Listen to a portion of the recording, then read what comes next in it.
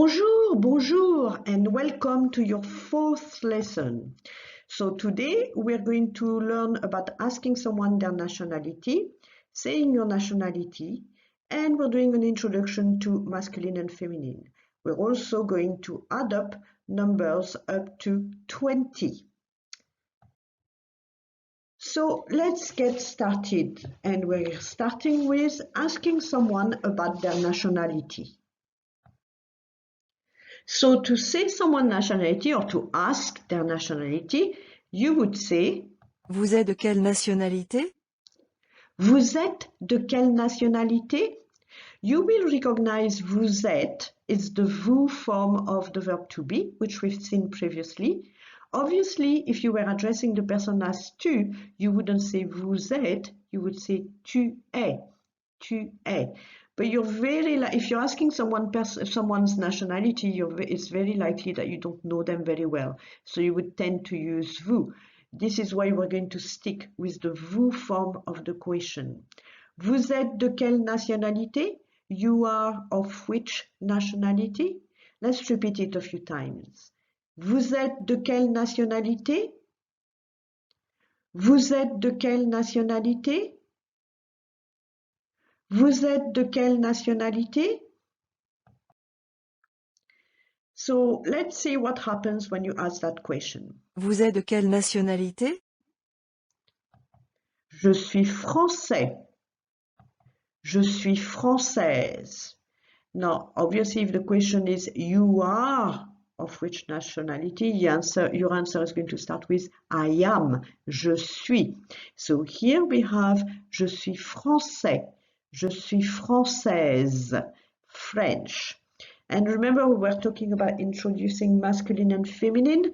This is it here. You can see that there are two different versions of the nationality, a masculine one and a feminine one. Now, when you're talking about people, it's fairly straightforward. You just follow the gender of the person, or at least the traditional gender of the person. Male, masculine, female, feminine.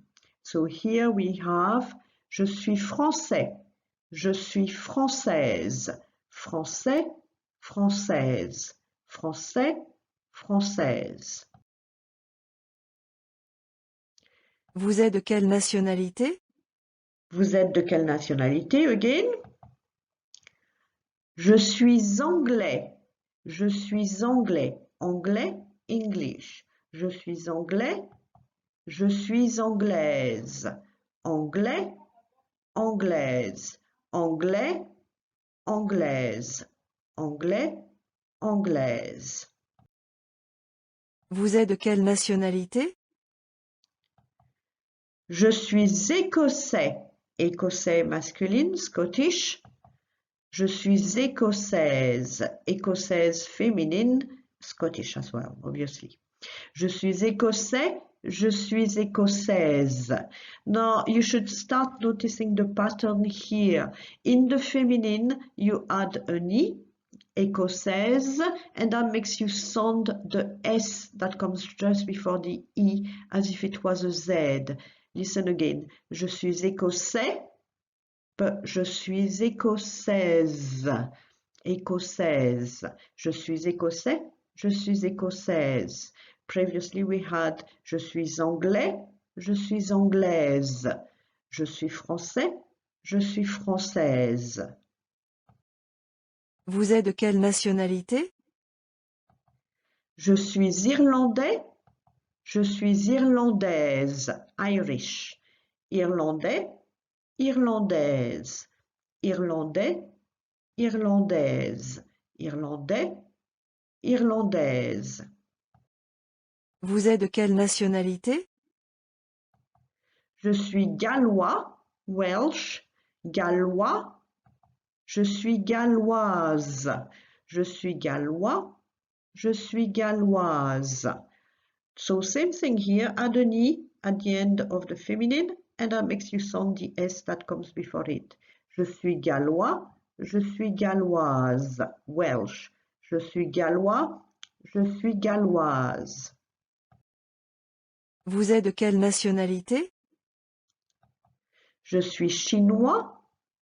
Je suis chinoise. Chinese. Chinois, chinoise.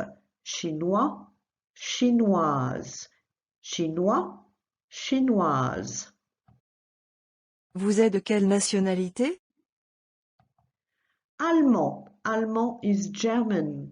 Je suis allemand. And the feminine, just add an E.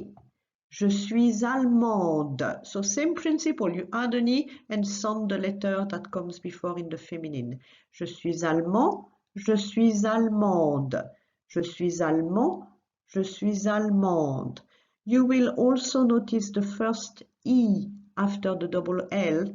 And we talked about that letter or that sound being very weak when it's in the middle of a word.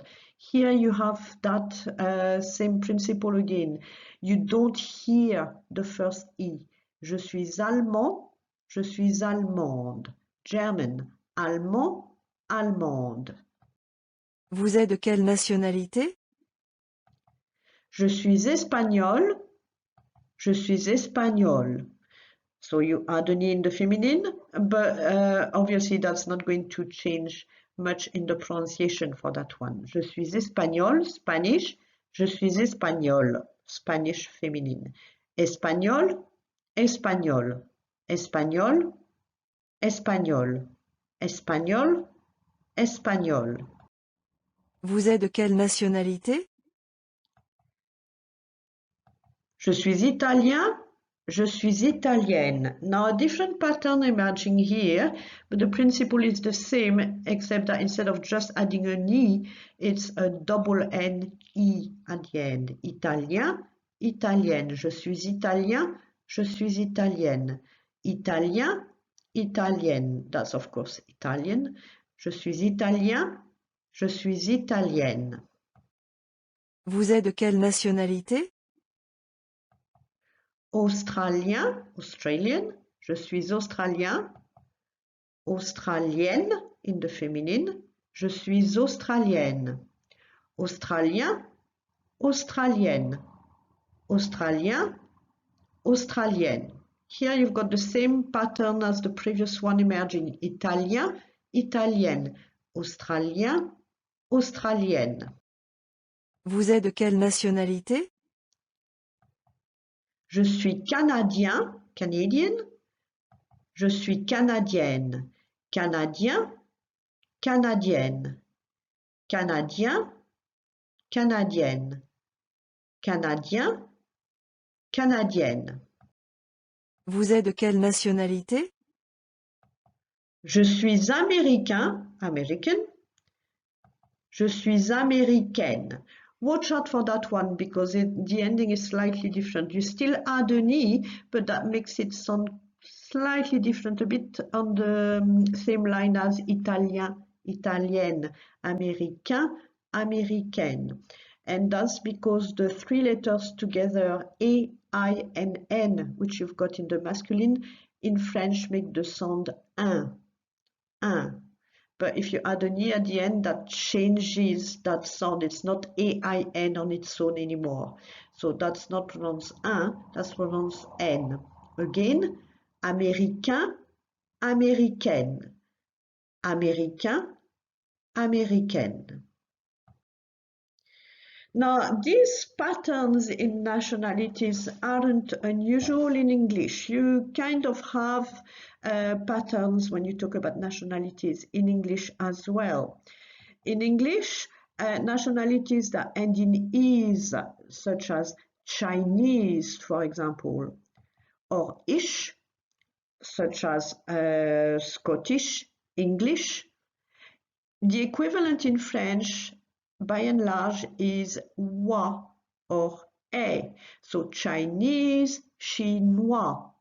English, anglais. That's for the masculine. And the feminine, was or is. Chinoise, anglaise.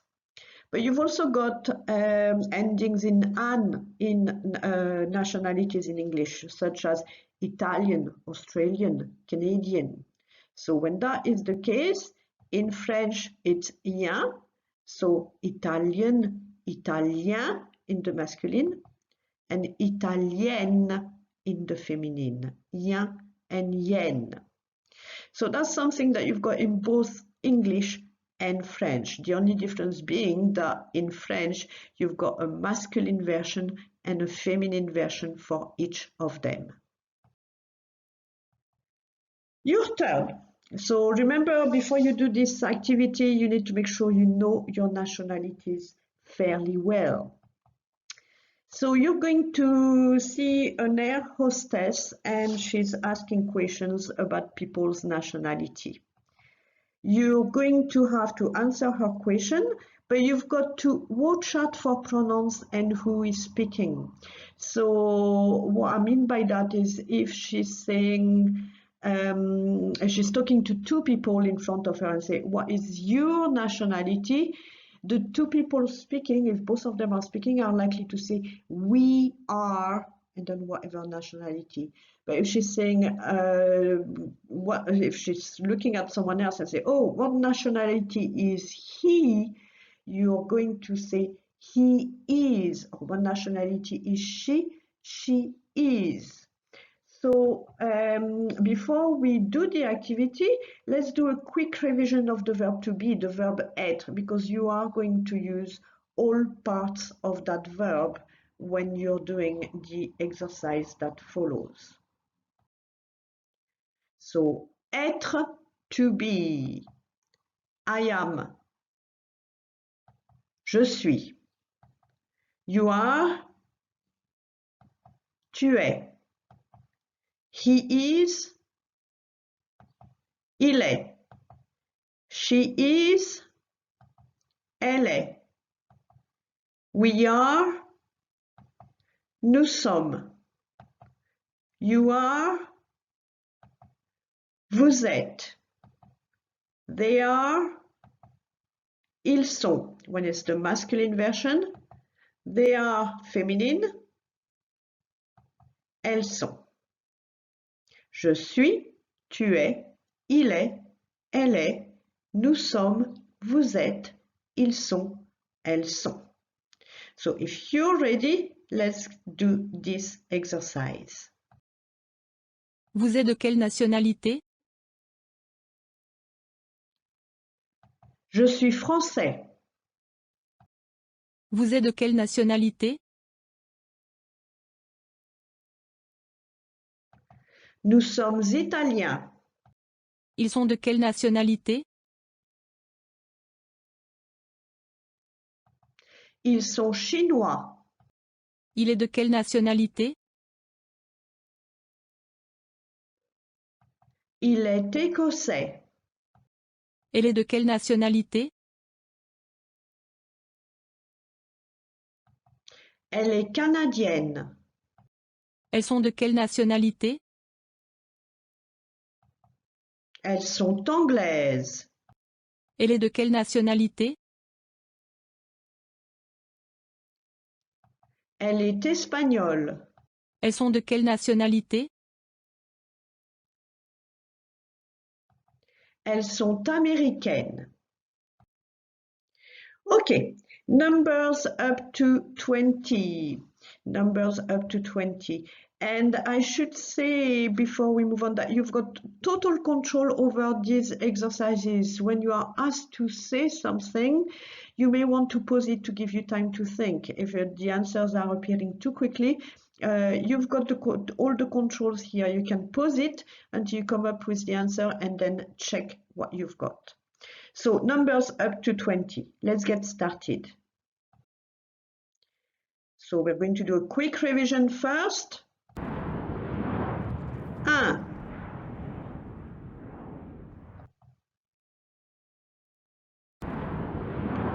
2.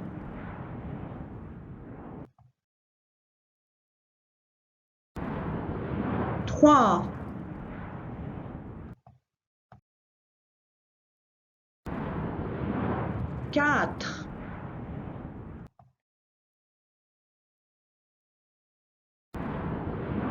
5.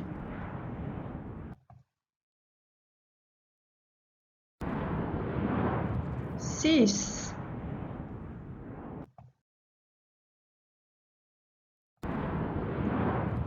7,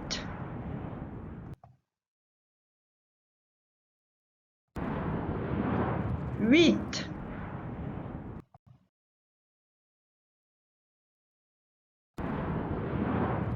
9,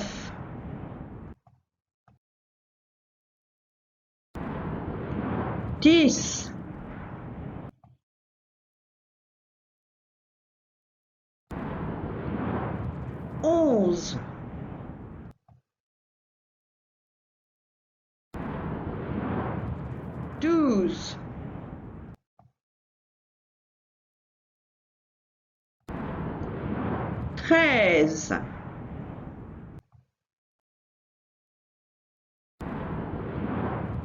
12, 13, 14,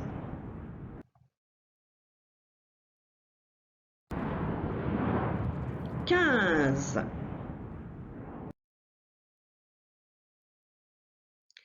Okay, so that was the ones that we already know. Now let's add the new numbers.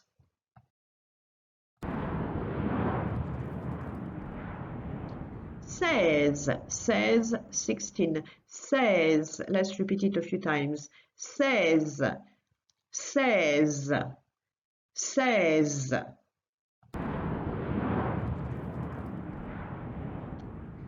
17. Now here it gets easier because after 16, so on to 17, what you can see here is that you've got this, which you know already, which means 10, and set, which is 7. So 10 and 7, which makes 17. So let's repeat this one. 17, 17, 17, 17. 18. So here we're going up 10 and 8. 18. Let's repeat. 18, 18, 18. Can you guess the next one? Yes, 19, 10 and 9. 19, 19, 19, 19. And the last one, 20. Don't pronounce the G. 20, 20, 20. Now again, you need to spend a bit of time making sure you know your numbers up to 20 before moving on. À vous, it's your turn. These people that you're going to see don't know what gate their plane is leaving from. You've got to listen to their destination and look at the departure board, which will tell you the gate number, and you've got to give them their gate number. Now, in order to do that, you're going to obviously use the number, but you're going to use the word porte. Porte means door, or in an airport, it means gate. Porte 8, gate 8. So in this exercise, you have to listen as well. There's a bit of listening here for the destination. Okay, let's get started. Tokyo, s'il vous plaît. Porte 19. Berlin, s'il vous plaît. Porte 20. New York, s'il vous plaît. Porte 18. Paris, s'il vous plaît. Porte 3. Londres, s'il vous plaît. Porte 11. Madrid, s'il vous plaît. Porte 16. Rome, s'il vous plaît. Porte 14. Toronto, s'il vous plaît. Porte 10. Hong Kong, s'il vous plaît. Porte 13. Ciné s'il vous plaît. Porte 17. Ok, c'est tout pour aujourd'hui. Et pour la prochaine fois, next time, let's see what we're going to look at. We're going to see more about masculine and feminine, because there's a bit more than just using the gender. We're going to learn how to say a and the in front of a noun, and we're going to look at adjective agreements. It sounds quite complex, but don't worry, I'm going to make it very easy for you. And don't forget to check the French Ignition website for details of our conversation groups. If we don't have one near you, let us know and we'll see if we can set up one. Ok, c'est tout pour aujourd'hui. Au revoir.